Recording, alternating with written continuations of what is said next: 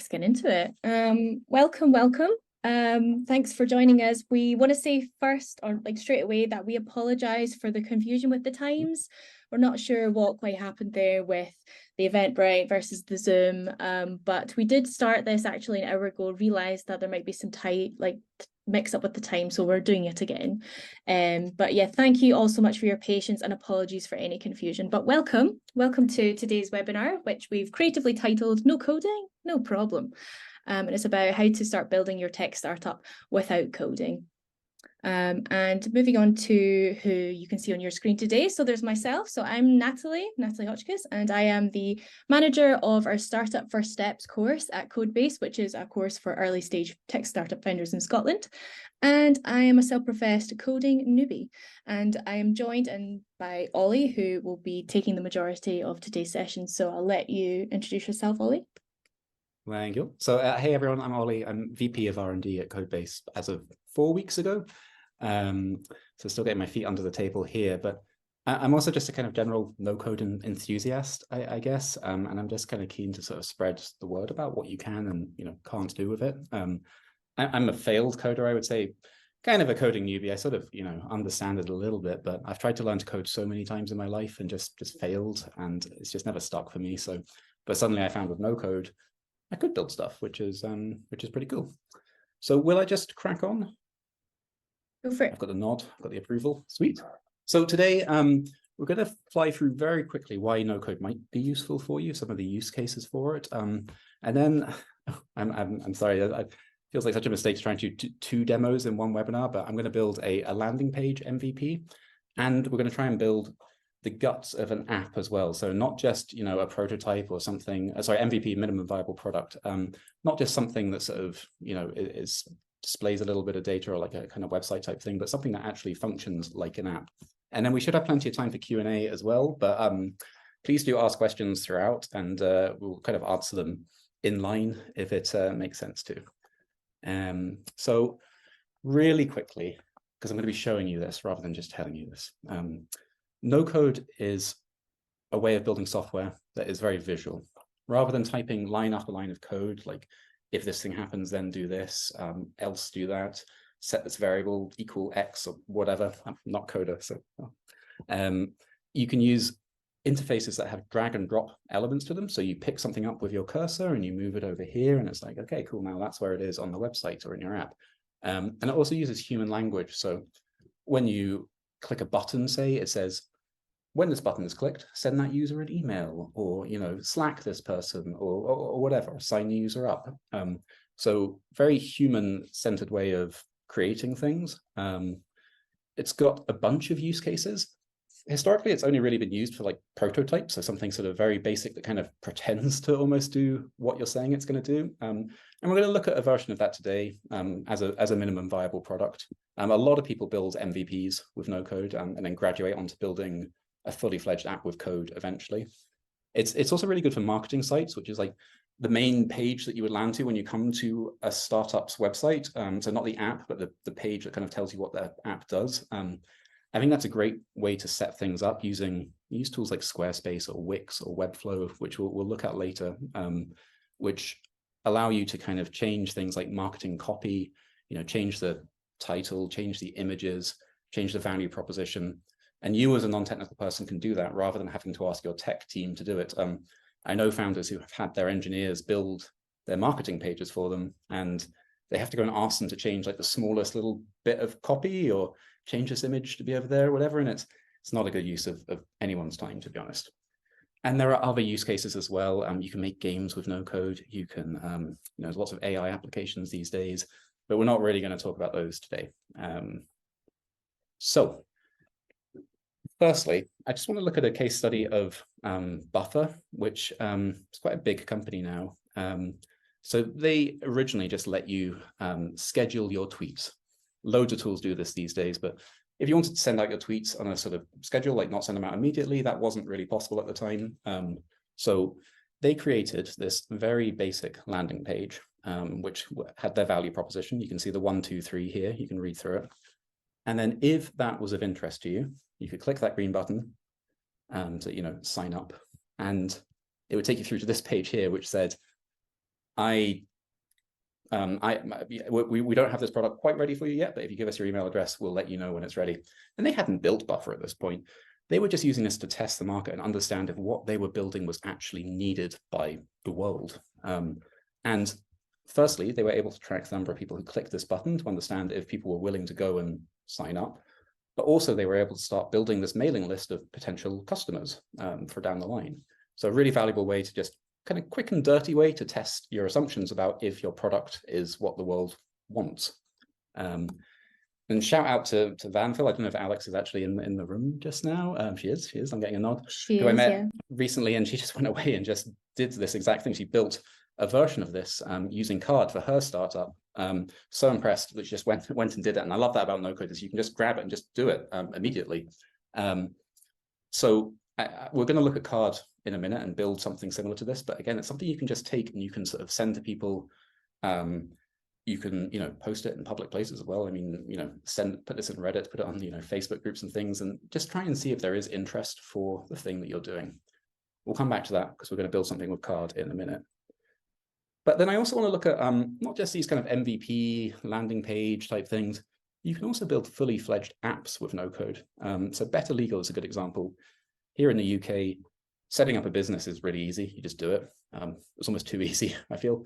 But elsewhere in the world, you have to get a lawyer involved. You have to pay for a bunch of money for blah, blah, blah, blah, blah. It's actually quite a tricky thing to do. And this company, Better Legal, one of them was a lawyer. And basically they started building actually with code. So they built this thing, but it was so janky. They had to spend so much money on developers that they actually decided to go from using code to building with no code. And they use Bubble, which is one of the most powerful no code tools. Bubble lets you build fully complete apps. Like you could build Airbnb with Bubble, you could build Deliveroo, you could build Uber, whether or not they would scale, we'll come back to that. But they're now doing 2.7 million in revenue, allegedly, from their marketing site. But they built the whole thing with Bubble and have no desire to go off that because it's just working for them. So not just landing pages, but fully fledged apps. So we're going to go on a little bit of a journey here. I've got this kind of fictional startup, which is called Home from Home, where we are basically a two-sided marketplace, so like Airbnb or Gumtree, I guess. Probably better examples out there. But we are trying to connect landlords who have short-term office space with tenants who need short-term office space. Not the most original idea in the world, but hey, it's something to latch onto. And I've gone out, I've spoken to a bunch of landlords, I've spoken to a bunch of people looking for offices, and I've come to the conclusion there might be a demand for this. But I don't really know if there's actual demand for it in the real world beyond the 10 people that I spoke to. So I'm going to try and go down the Buffer route of creating a landing page, not doing Q&A. So let's jump over to building our first demo. So we're going to use Card for this. Card is one of the simplest landing page builders out there. We're going to jump straight in. You can build something from scratch with a blank canvas, but I'm actually going to use a template because, funnily enough, I don't have a huge amount of time to try and fit in these two demos. But I am going to use this template just here. You can see there's loads of different things, loads of ways you can do them. And you can change all of these to match your brand as you want to. So let's select this one. That'll load up. So immediately you can kind of see there's this sort of drag and drop side of things that I was talking about where you can just move elements around on the page. Probably don't want to do that just now. If I click on any of these, let's say this bit of text here, I could change what it says just by changing the text box over here. You can add what's called markdown, so you could make that bold if you want or italic. We're not going to bother. And in fact, I don't even really want this bit of text here, so I'm just going to scroll down to the bottom and click delete. And actually, I'm going to quickly do the same with these icons here as well. So these are social icons, but my startup doesn't have social media yet, so let's just get rid of those. And there's no image in the background here, so let's find something that makes us pop a little bit.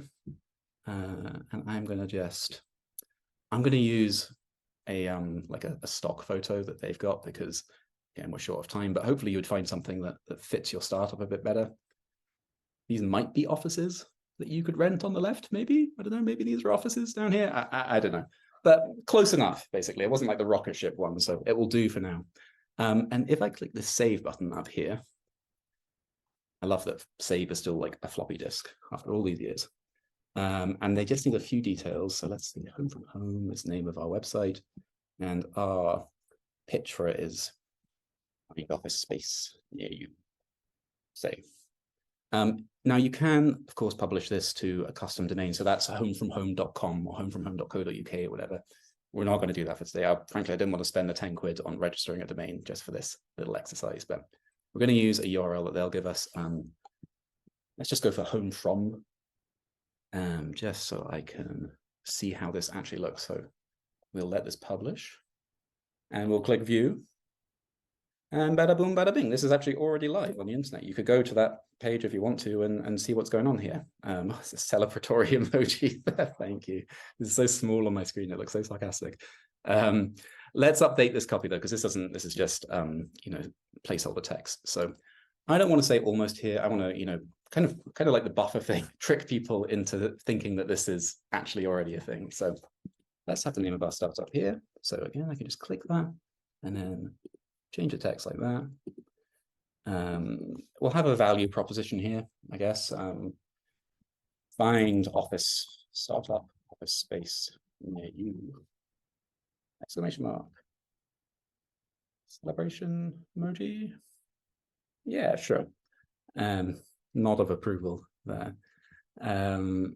And we have these buttons here as well. We don't have anything to write about our startup. I mean, we could do it, but I certainly don't have anything I want to say. So I'll click on this little block that has all the buttons in, and I will click on this about button here. I'll scroll down. We don't need to worry about any of this because I'm just going to delete it. And then let's choose this button here and change it from saying get notified to sign up. Because remember, much like the buffer MVP, we're trying to understand if people actually sign up to this thing, not, if they're kind of interested in, some sort of non-existent version of this startup. We want to know if they would sign up today. So if I do that, and there's a few settings I can change here. The main thing is what it will do. So the URL it will take us to is this sort of hash subscribe. And that just means it's going to show everything that's below this little section here. So we'll do this much like the buffer example and say, oops, we're not quite there yet. And I'll change this to say, but you can sign up to get first look at home from home when it's ready. So bada boom, bada bing. And then lastly, we have this form here where this is kind of pre-created by cards. They're assuming this is the kind of use case that you're going to use for that card for. So you can get people's names, you can get their emails. And all this will do is basically take whatever information is there and you can send it to your favorite email campaign things. So MailChimp or ConvertKit. These are all things that you can just store email addresses in and then email people. You can also change it so it will just send you an email when someone signs up if you want to keep it super basic. But yeah, for now, I think you'd probably use something like MailChimp just to gather that information in one place. And all you do there is you just connect in, you just paste in what's called an API key. We're not going to go into how you do that here, but it's really well documented. It's copy and paste a thing across from MailChimp. Believe me, you can do it. APIs always sound scary to me, but they're actually quite straightforward in the no-code world. Your mileage may vary. So I think this is looking about right. Let's try publishing it again. I'll treat myself to a little sip of my water while we wait. And okay, so this is looking like I would imagine it should look. Not the most beautiful or dense of websites, but minimal, so that's good.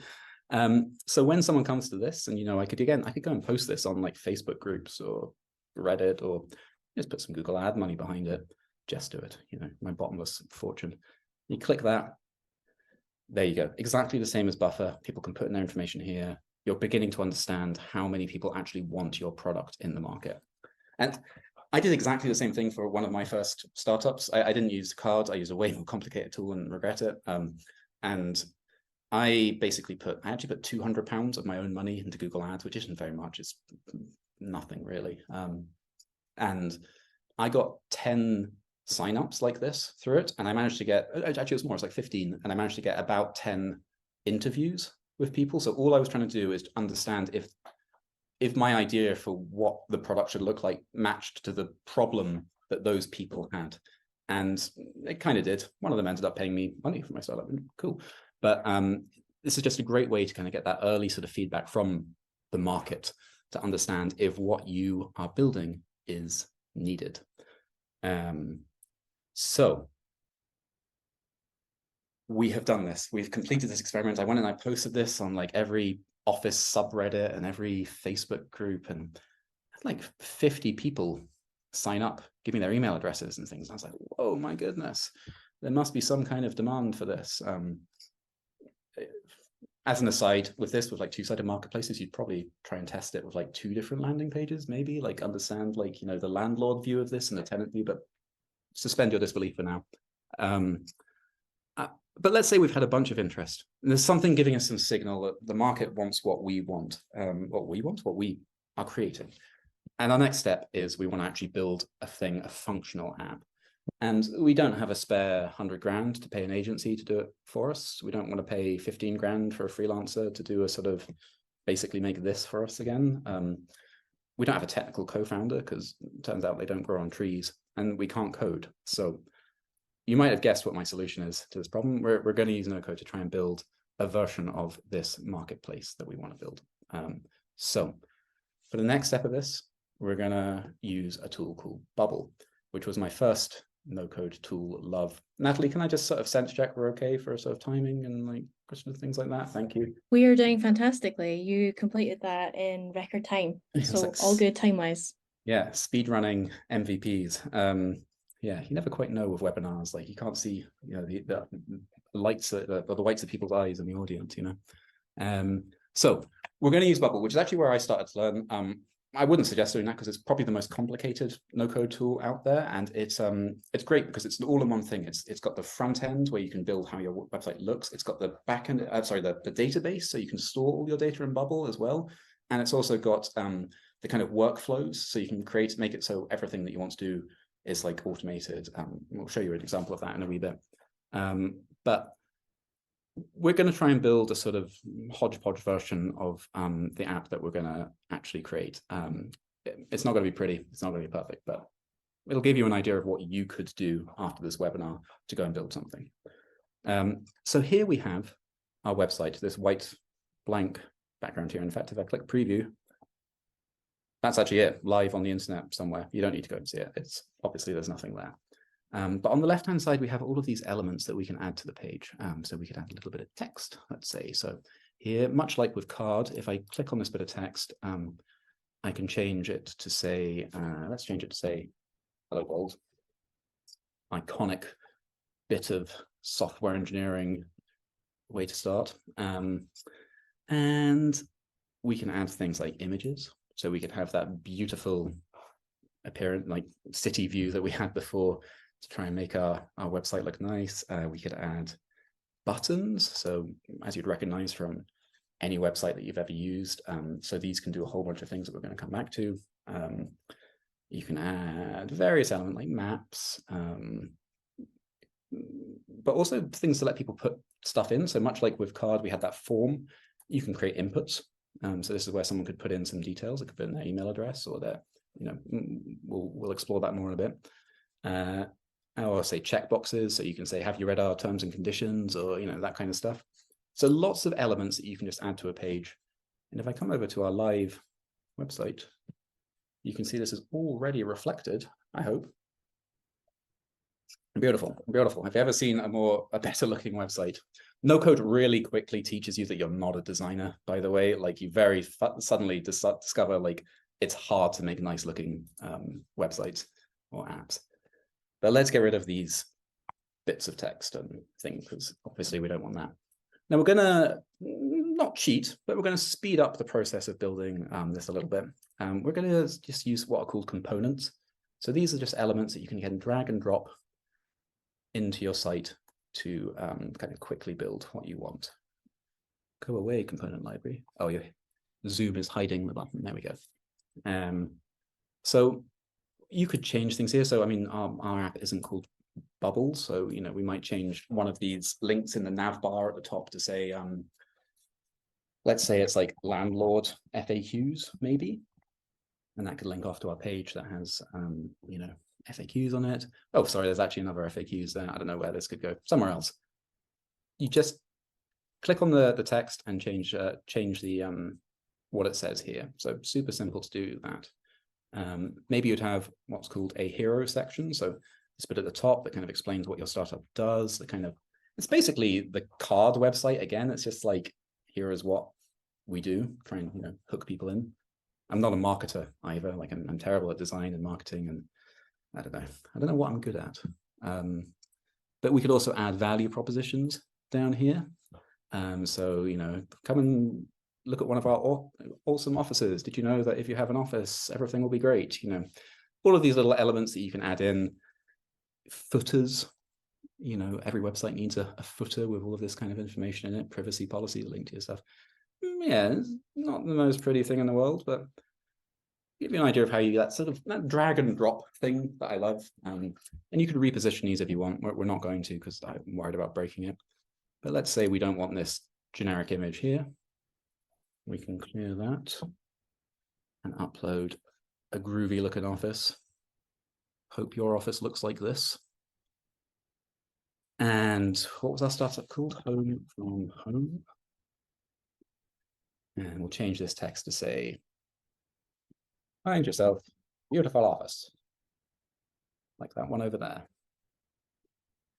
And if I go back to our site, so again, you can see this is just reflected kind of pretty much as it was on the canvas. And this would probably be responsive, so it would probably look good on mobile as well. I'm not going to risk squashing my screen on a webinar because I just don't know what's going to happen. But most of the pre-built elements in Bubble are designed to be responsive. But that's one thing with Bubble is you have to generally put in that information yourself. So cards websites will always just look great on phones or whatever.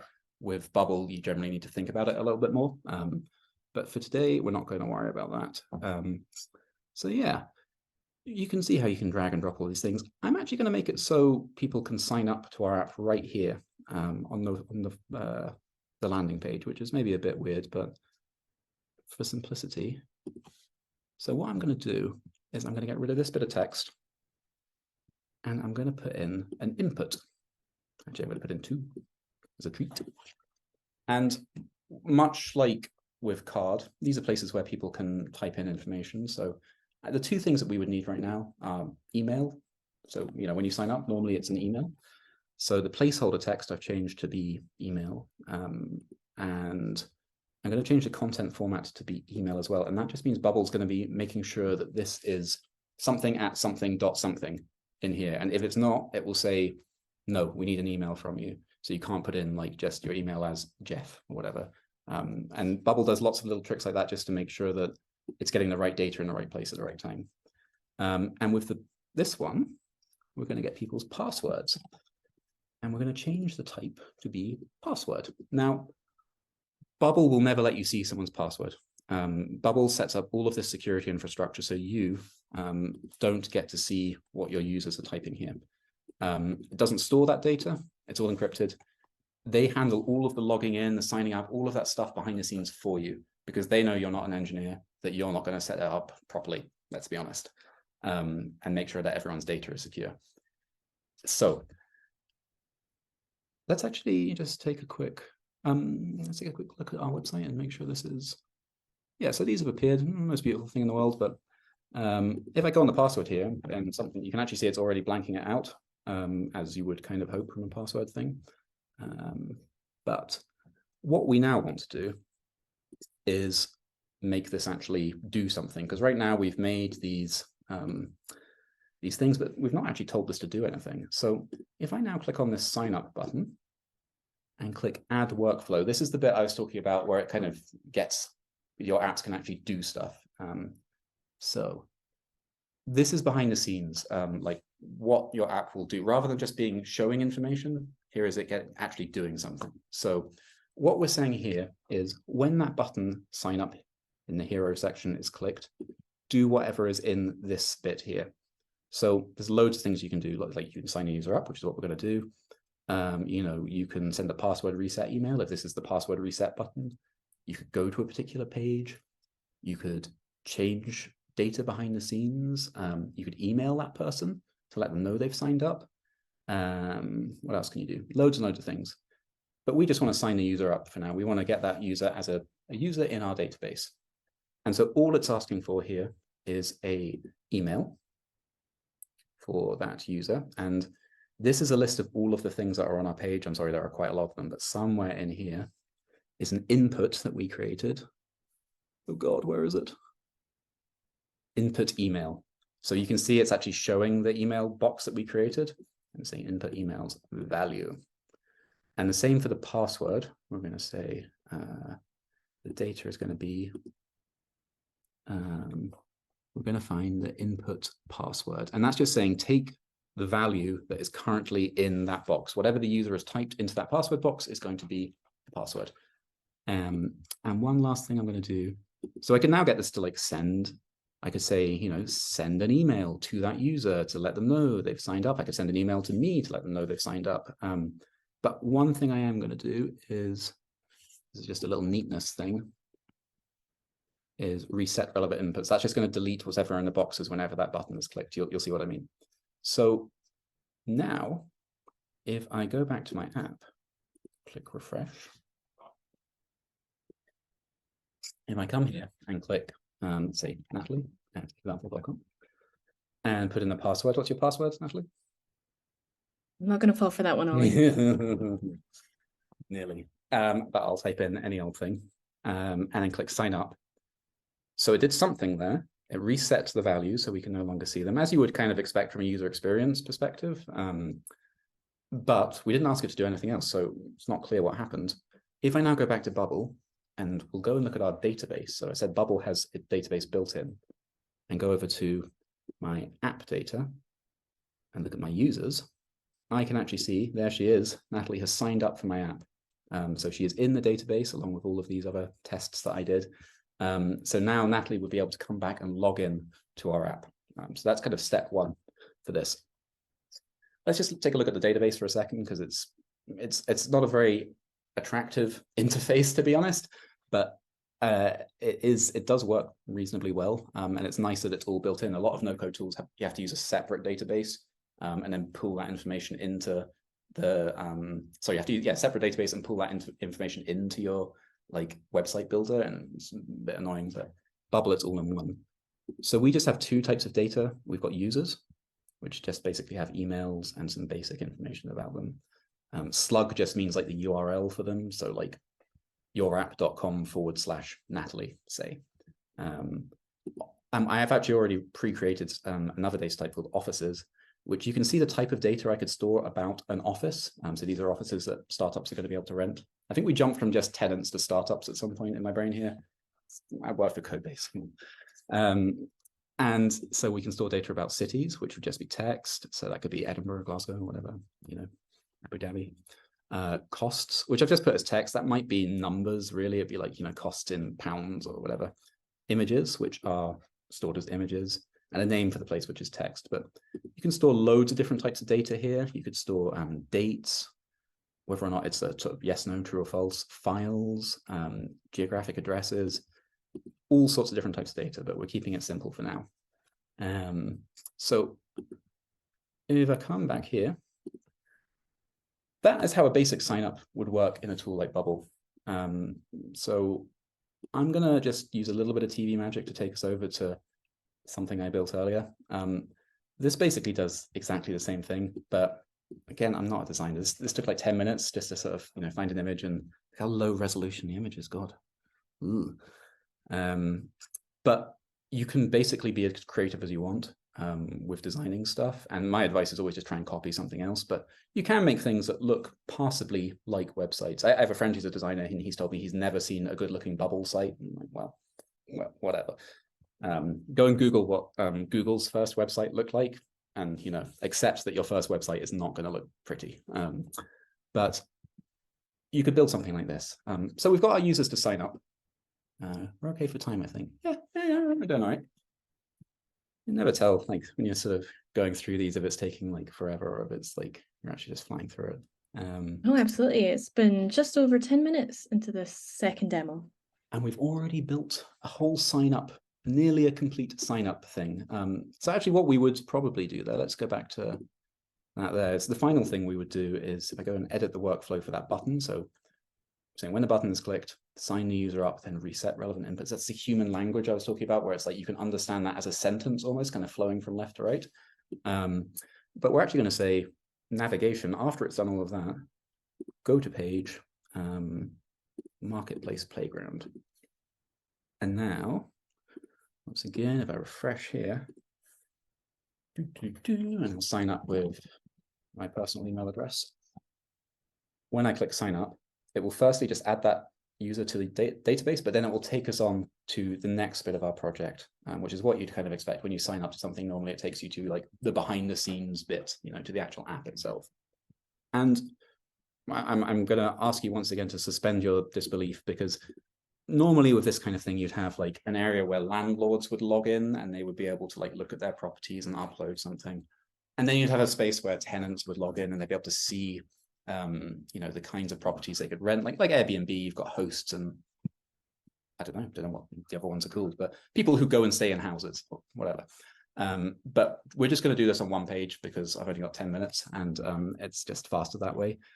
So when you come through here, we're going to imagine that this top section here is where a landlord might upload their properties. And down here is where you might see those properties if you were a tenant. Again, normally this would be 2 separate pages, but just to keep it simple. So I've already added a little bit of text here. We could change that to be a bit bigger, maybe. Whoa, okay, that is very big. But you know, let's roll with it. What it's done here is it's made this a fixed width, but we don't want that. Let's just make it not fixed width. And there you go. We can see that it's made this sort of box that it's in no longer fixed. And now it's like weirdly over to the left. So maybe I can override that. Yeah, bada boom, bada bing. And in fact, I could add, so very similar to like Microsoft Word or any tools you use to kind of change the text here. And maybe we can add a bit of padding on the bottom as well. So that just adds a bit of space between the different elements. This is a very simple way of doing this, but just to make it look a little bit easier. And so we've got we've got 3 inputs here, much like we created on the first page. But this time we're trying to get data about the properties that people want to upload. So we've got property name, property description, and it wasn't address, was it? It was cost. But we also need a way for people to upload pictures of their properties. So I'm going to make what is called, on the left-hand side, you can see a picture uploader. Can you guess what that does? And I'm going to make it so it appears in the middle. So I'm aware I'm like jumping around a little bit with like just some of the design things here, but when you watch this back, you can slow it down if you want to. And this will allow people to upload a picture with lack of padding on the bottom there. I love that I'm like adding in these design things when obviously this website is just like the ugliest thing that is ever created. But oh no, that didn't work, did it? Yes, it did. Oh, I guess. Oh, it's a margin, not a padding. Silly me. There we go. So we've got these inputs where someone on this page, if I come over to here, you can type into these things to upload your properties. But we now need to create this button that does all of that for us. So I'm going to click on that button and I'm going to click add workflow like we did with the sign up one. And then I'm going to say, so when we click this button, Bubble likes to call stuff in a database things, which is a little bit vague, but I kind of like it. We're going to ask it to create a new thing. So the type of thing is going to be an office. So they're uploading an office. And here it's asking, tell me the details about this office. I want to know all of the facts about this office that you have to hand. So I am going to change it. So we have 4 things, I think, on the page from what I recall. We have got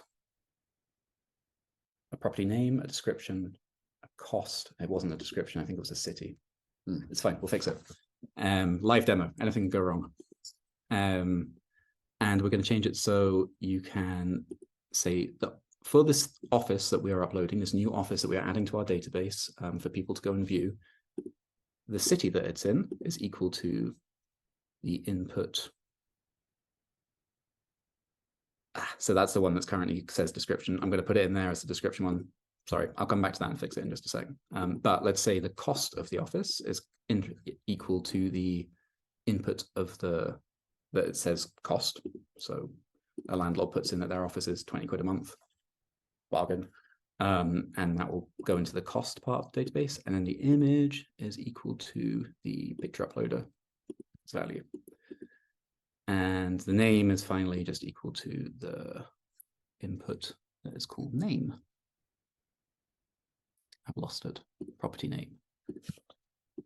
And once again, I'm going to reset relevant inputs, and that just deletes everything that's in the thing, in the inputs once someone's uploaded something. So now if I come back here, let's change this description. What was it? It was description should be city instead, I think it was. That's right. Thank you. Thank you. And let's upload a property. I don't know, let's call it Oli's office.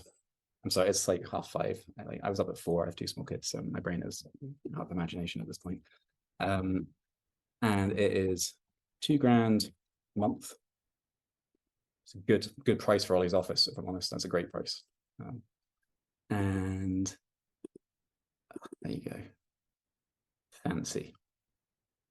Fancy looking office. And now if I click upload, it will reset the inputs. Very nice.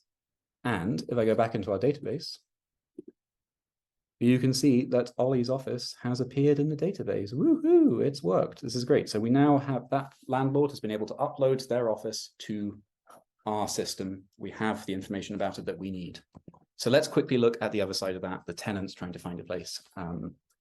So that's the bottom half of the site. Again, it would probably be a separate site in the real world, a separate page in the real world. But what we're going to use here is called a repeating group. And that's just going to display data from the database. It's going to take a bunch of information from the database. It could be a list of users. It could be a list of offices. If you're doing a Deliveroo type knockoff thing, it could be a list of takeaways in your area. You name it. It's just going to take some data from your database and display it. And the way it works is whatever you put into this first box at the top is going to be repeated all the way down. It's a repeating group. So I'll show you what I mean. If I take, say, a image and put it into this top one, and we're going to use dynamic data here. So this is just saying take some data from the database, and we're going to take the office's image. We're going to use an image of an office here, and maybe I could add some text below that, and that could be the office's name, say, or maybe make that a little bit bigger. So again, it needs to be fixed width. And let's just go and see how that looks. So here you can see the repeating group. There's nothing in it yet because I hadn't added any of those elements. Now if I click refresh, what it's doing is it's pulling in the information that's been uploaded up here at the top by the landlords and displaying it down at the bottom. So it's taking a list of all of the data. I pre-populated a bunch of offices into the database just so we had something to show here. But this is just repeating that data down and down and down. So we could also say add, I'll just copy and paste this, and we could have it also have the cost just below that. I'm really just, this isn't how you use headings at all. I'm sorry, I'm just picking stuff to make it look sort of roughly as you imagine it would. If I refresh this, it's now should show the cost below each of those things. Kind of, it's kind of just about there. And what was the final thing we had? Location. I won't even bother doing it. You can kind of see how this is, it needs a little bit of work, but it's approaching something that is actually usable for the purposes of our startup. It's not just a like fake prototype MVP type thing. It is actually going to serve the purpose that we need of connecting landlords to tenants. And then you could add more things, like you could make it so you could filter like only offices in Edinburgh, like only offices above a certain price or below a certain price, if you're less fancy. Lots of different things you could add to make this look nicer. And again, I'm not a designer, but I just wanted to like give an idea of how, you know, it might look with a little bit of work. TV magic this over here. So ability to upload things here. And actually, if I preview this, to me, I mean, this isn't far off. That looks like a real thing to me, like down at the bottom here. And that was just like, you know, 10 minutes of playing around with the design of it. Like it's close enough to a real website. And the big thing that is missing here is you want to be able to click through here, right? You want to be able to say, view more information about Dunder Mifflin or any of these beautiful looking offices here. Bonus points if you get all of the references that are hidden away in here, especially this one, the top left. If you just recognize that office, then you've got good taste in TV. But that would be the next step. You could go here and just build a sort of template page that whenever you click on one of these, it will take you through and show you more information about that office. And that would all be pulled from the database as well. Maybe you'd have a map of where it is. You'd have, you know, I don't know, whether or not it has services or, you know, a coffee machine or whatever. And you can have all of that extra information that isn't necessary for this sort of high level overview. And yeah, that's kind of it. I'm sorry, that's a total whirlwind view of like what you could build in Bubble in like 20 minutes or whatever. But beyond that, I mean, you can start, like the world is, you know, so much you can do.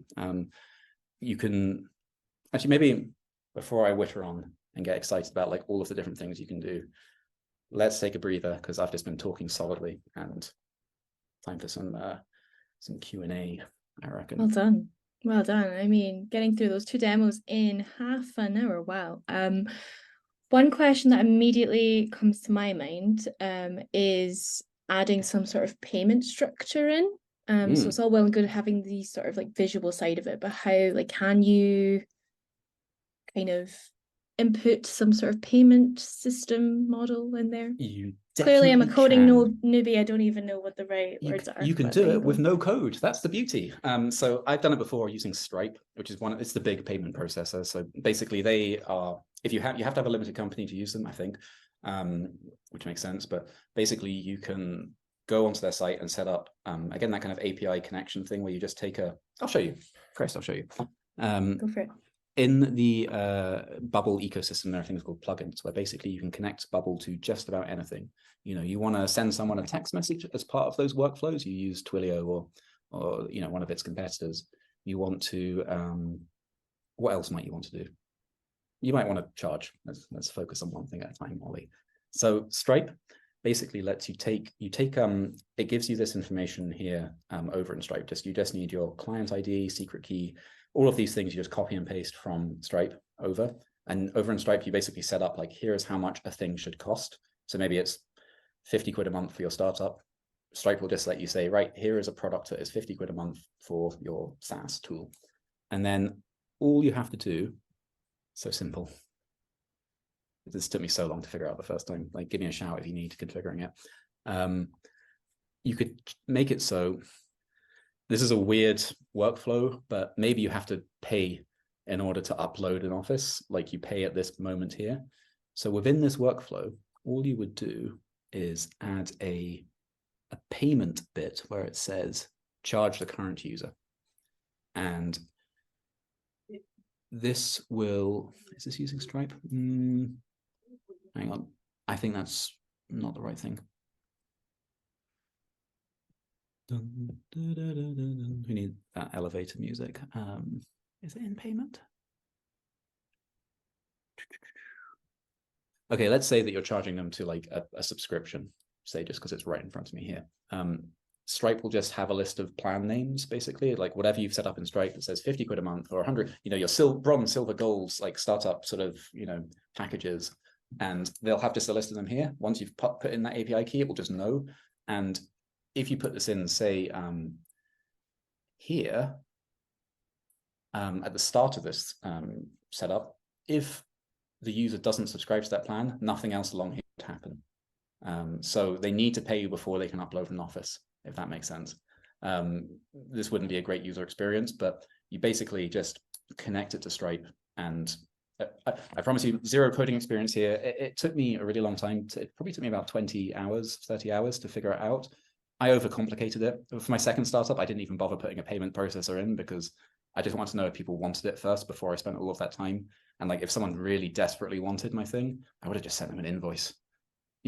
Like at that stage, you can be a little bit scrappier, but you can totally build payment portals into what you're doing. Great. And I can see there's already a few questions in the Q&A function, but I'll just jump to Christina since it's super relevant to what we were just talking about. So Christina asked, do you need to set up a Stripe account for your startup before connecting it to Bubble? Yes, yeah, basically. So you go over to Stripe, you set it up, it's free. It's really straightforward. Again, like it's something you want to get right, of course, because you don't want to end up mischarging people, or it's obviously such an important part of it.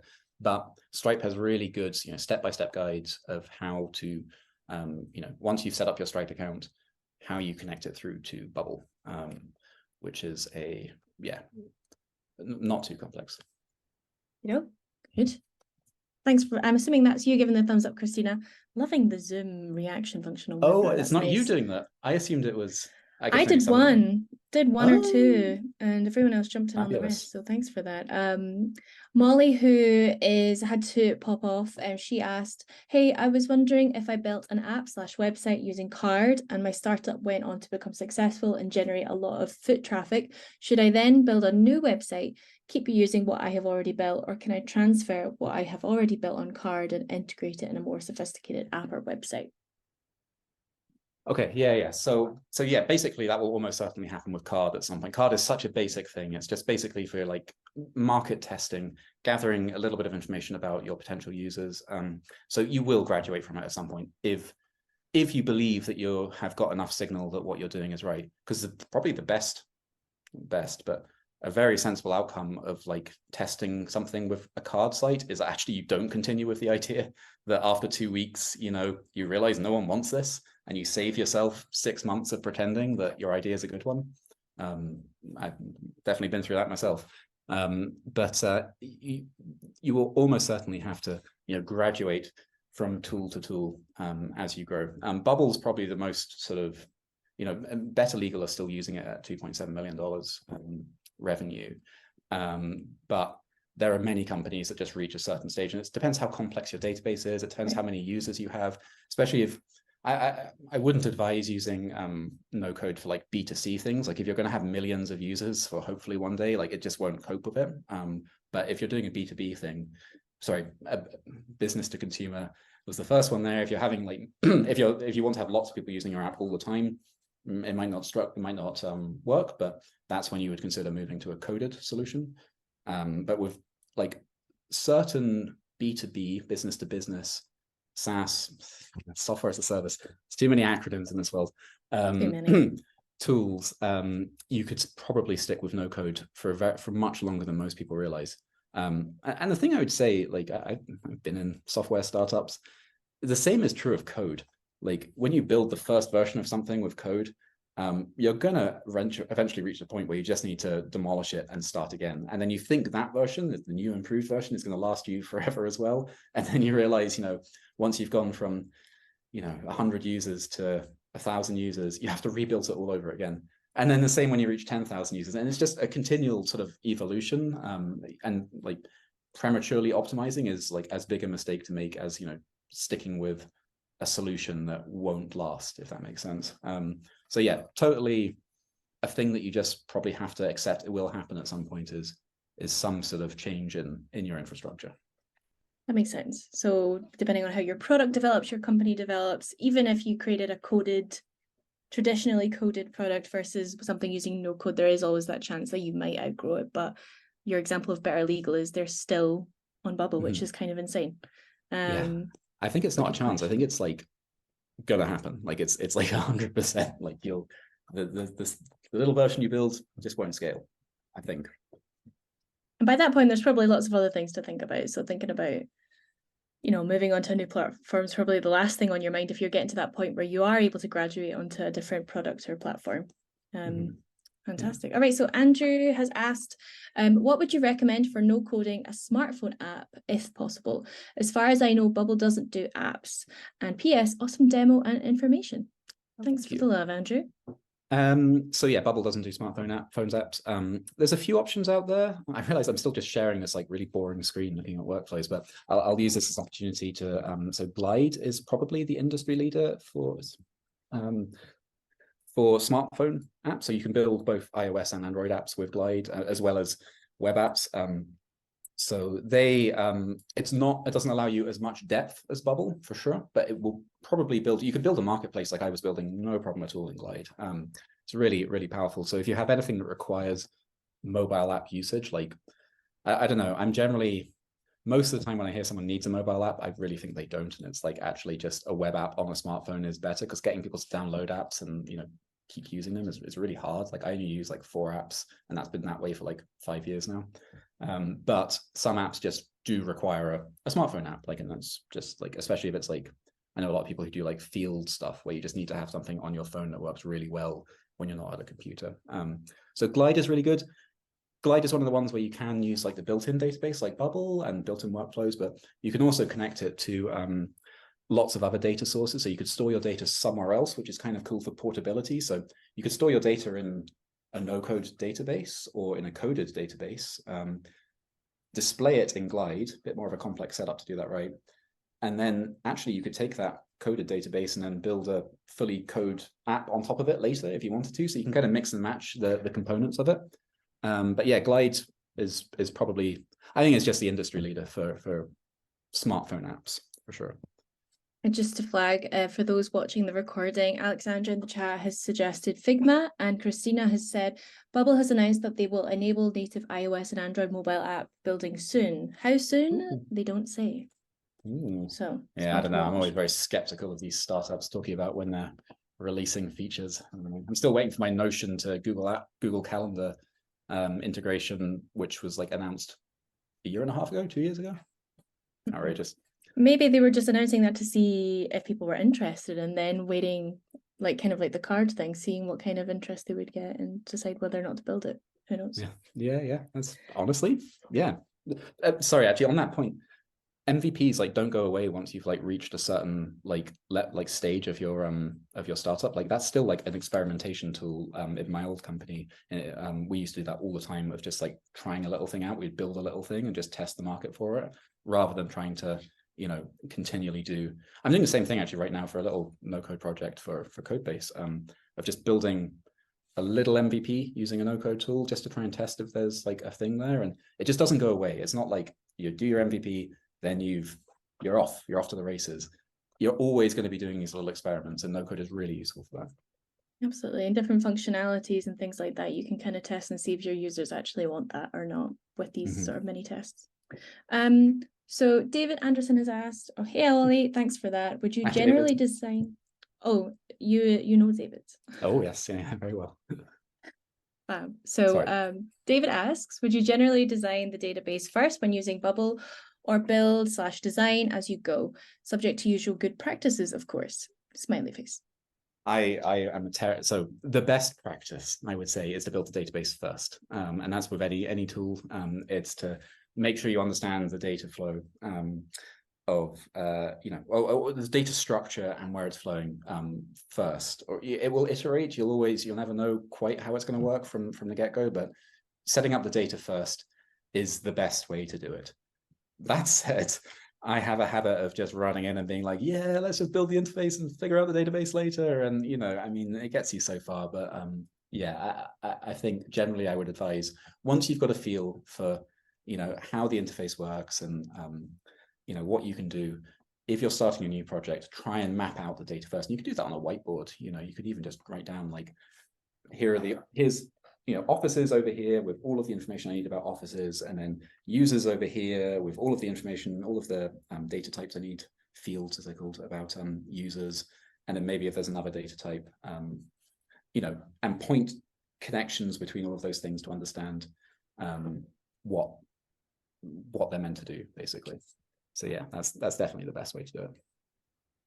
All right, thanks for the question, David. And Sarah Jane asks, what's the most exciting thing you've seen built by no code? Oh God. Or top 3. Top three. God, I was struggling with one there for a second. Yeah, she's asked for just one, but if that's too difficult. Do you know, I'll shout out I'll shout out to David actually, who asked the previous question, because I still like David is based in Scotland, and he gave a talk at the No Code Scotland meetup in Edinburgh last month. And he's still like my no code hero. Like, he built this whole system using two other tools, Airtable and Stacker. Stacker is where I used to work. And kind of rebuilt like this entire company's way of working from scratch himself. Oh, with a bit of, I'm sure you'd say with a bit of help from the team, but this whole sort of, system recreated with no code. It's really hard to do that stuff, just trying to sort of fight against traditional processes and to create something from scratch is hard. And I think, just to highlight, this isn't an entrepreneurial use of no code yet, but he did it to build internal tools within his company to make things work better for everyone. And it's just amazing what he builds. I wish I'd recorded the talk from the no code meetup, but yeah, there's so many applications of no code that are beyond just entrepreneurial. Once you start building for your startup with it, you suddenly realize actually there's a ton of uses for it, in your day job, in even in your home life. You can build all sorts of kind of cool automations and stuff to like manage your Amelia from Team CodeBase gave a talk last month about how she uses some no-code tools, Notion particularly, to manage like household chores and things like that. And you suddenly realize that you can build these tools for yourself rather than just having to rely on some off-the-shelf tool, or feel like you have to build something that is going to be a product that you sell. You can just build something because it's for you. Alexandra said, no code saved me so much money and time, which is what's amazing about no code options, especially if you're a non-technical founder. You can save a lot of money, a lot of time, resources, just to get something going. And just before I move on, when you were singing praises for David, he put in the chat, oh geez, playing havoc with my imposter syndrome.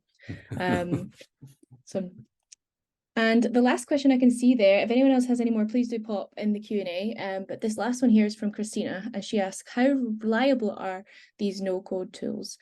Do you know? For example, if I build something on Bubble for a month and then it crashes, will I lose everything? So yeah, pretty reliable is how I would describe it. Like, as with all software, so it's all like most modern software is cloud-based. So you're not actually doing anything on your local machine. You're not doing it on your laptop. You're doing it in a browser, and they're storing all of that information in their servers somewhere else. In terms of uptime, yeah, let's think for time here. Okay, Bubble uptime. So let's see how Bubble's been doing recently. So yeah, does uptime suggest that like how many times it's crashed recently? Is that what that means? Exactly. Like, what percentage is it up? Oh God, they're having a bad November by the look of things. But yeah, I mean, historically, my experience of Bubble has been in the region of 99 point whatever percent time, and that means like it might go down for like a few minutes here and there, but you're never going to lose everything. They store everything for you. So if they go down, if for whatever reason one of their servers breaks or something, they still have all of that, your data, your app is still there. It just means it might take a couple of minutes to come back online or whatever. But Bubble have also said, like, if they were ever to go bust, or because that's a problem with no-code tools, is you're building on someone else's platform. So if Bubble were to go bust, it's a question of what happens to your app, because you no longer have the infrastructure that supports it. But they've said that if that was to happen, they would just release all of the source code. So you would have your app, it would be a mess, that code would be super messy, but you could then take that code and give it to a developer and say, hey, can you just try and put this back together in app form for me? But yeah, that is a risk with building on anything. As soon as you start using any other tools to build your startup, you have to wonder what happens if that tool is down or raises its prices, or whatever, stuff like that you're reliant on. Great question, Christina. I think the point of talking to, like, if it breaks, you've got that code to go to developer, just in general, as a general point of using no code to build, non-technical founders often feel like they just can't have this conversation with developers, or they don't know how to verbalize their vision and what they see. If you can build kind of what you've got in mind on no code, then you find that you outgrow it and want to get a developer on board. They've got a starting point to kind of understand what it is, what your vision is. So I think in kind of like bridging that gap between technical people and non-technical people, no code is this kind of great equalizer and a great way to help you start understanding how you want it laid out and yeah, open those discussions. And David also popped in the chat, probackup.io allows you to back up Airtable and any others to a separate backup environment, so you're not just relying on the vendor. So thanks for that, David. Thanks for sharing. Lots of tools like that appear of like no code infrastructure, backups and documentation and things like that. So the ecosystem is expanding to fill that need. But yeah. But thank you all so much for your questions. I know we're at 6 o'clock on the dot, but we just very want to quickly highlight a few kind of, if this has been interesting for you and you want to continue this no code journey, what kind of options are there out there for you? So there's lots of events happening Scotland wide, and you know, we wanted to give a shout out to No Code Meetups. Accelerator has run some different hackathons, which hackathon might sound a bit more intense than it actually is. They're super inclusive, and even if you're non-technical, you'd be welcome to join any sort of hackathon, especially run by Accelerator. And you can also head to our events listing for more. I'll pop the link in the chat, but there's often lots of things going on. And the next No Code Meetup, Ollie, is at the end of this month, I believe. I've not published it properly yet, but I think so. There's one in Edinburgh on the 27th, but we can share the link to that afterwards. But I'm going on tour. I'm lad on tour. I'm going to like try and do a no code meetup in Inverness and in Aberdeen in the coming months, and also try and do something in Glasgow as well. Yes, yeah, I think Alex is going to give a talk in Inverness. I'm really looking forward to that. Exciting, really cool. And the last thing I want to shout out about is if you'd like to kind of take this further, if you have joined this and you yourself are a non-technical founder and are looking for a bit more support with the early stages of your tech startup, we do offer a course through Techscaler, which is called Startup First Steps. That's the course I manage. It's a funded course for early stage startup founders. It's welcome for technical people and non-technical people. So regardless of of your skills, you are welcome to take part. The next cohort is commencing in the 11th of January, and the deadline to apply for the upcoming cohort is the 23rd of November. So I'll send some details for that in the chat. But if you're interested, we kind of like focus like one specific week on building MVP in a low risk, low cost, and iterative way. So kind of building on a lot of what Ollie spoke about today. But thanks so much for joining. We're only 2 minutes past. Thanks for your engagement. And this recording will be shared with everyone who registered and also everyone who was here today. But I hope you have a wonderful rest of your evening and hopefully see you at some events soon. And just to say, Natalie, just put my LinkedIn in the chat. If you please reach out, I'm always up for a chat. Like I love just talking about this stuff. So just let me know if you have any further questions. But yeah, thanks everyone. Thanks, have everyone. a nice evening. See you. Bye.